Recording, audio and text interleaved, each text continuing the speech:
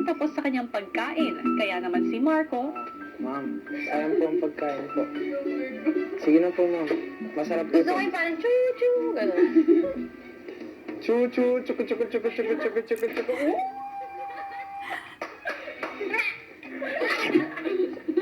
maya-maya pa at nagkasama si Joseph mag-swimming sa mga boy. Wala. Volleyball.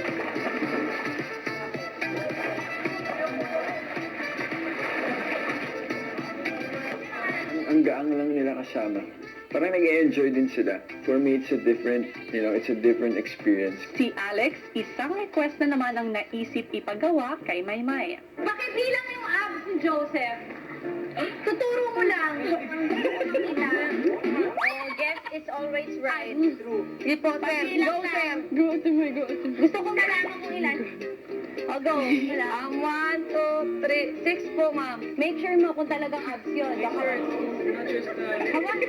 Nothing malish. Ay, sige po, sir. Go. 1, 2, 3,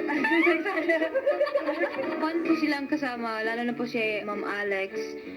Funny po siya, marami po siyang binigay na advice po sa amin. Galingan nyo dito sa loob ng inyong hotel, lilinisin nyo lagi. Kahit tapos na tong task nyo, i-maintain ninyo. Di ba nasimulan nyo na? Kasi dito kayo nakatira. Alam nyo minsan, pag sobrang dumi, magkakasakit-sakit kayo. Hanggang dumating na ang oras ng pag-alis ng unang guests ng PBB Hotel. Check out na kami, bye! Hagod na tayo! See you! Bro, enjoy ako kausap yung mga batang yun. And saka very comfortable dito sa place mo. I love it. Checking out! Mabubuting empleyado ba ang mga house staff ko? Mabuti naman po sila, masunurin sila. Siguro kuya wala pa sa kanila yung kusa na talagang yung alam na nila agad yung kailangan ng guest nila. Kumbaga kailangan mo pang sabihin. Pero pag sinabi mo naman sa kanila, very attentive naman sila. Bye! Thank you so much! Thank you po talaga. Bago kayo tuloy magpaalam, nabanggit nyo kanina na meron kayong project, di ba? Yes, kuya. Mga kapamilya, sana po makapunta kayo at makapanood po kayo ng My Rebound Girl sa September 28, sa Wednesday na po yan. Para sa mga nagmahal, nasaktan at handang magmahal ulit.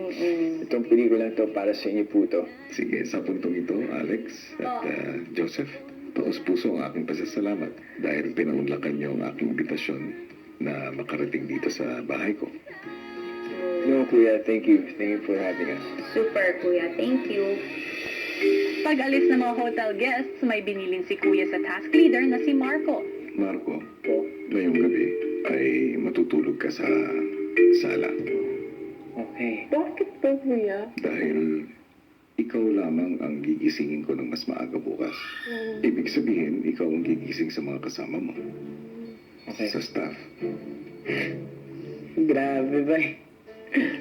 Sa iyo nakasalalay ang pagsisimula ng araw ninyo para sa hotel bukas. Kung sino pa yung pinakamabilis magising. Time to wake up!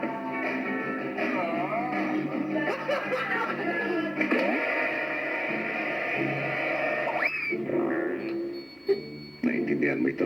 Yes, kuya, of course. Paglabas ng confession room, I have news!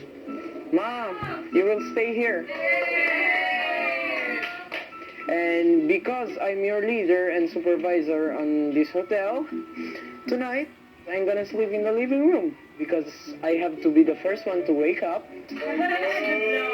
And I have walang wake up call ata. Ako ang gigising sa inyo.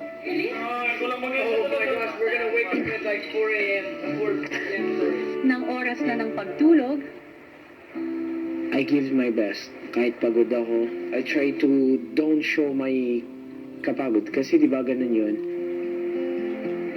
Pag yung leader, pagod, o stress na, o wala nang gana, ano mangyayari sa kanila? I'm discovering that I'm not really tamad. ang pagpasok ng susunod na hotel guests ng PBB Hotel. Konnichiwa!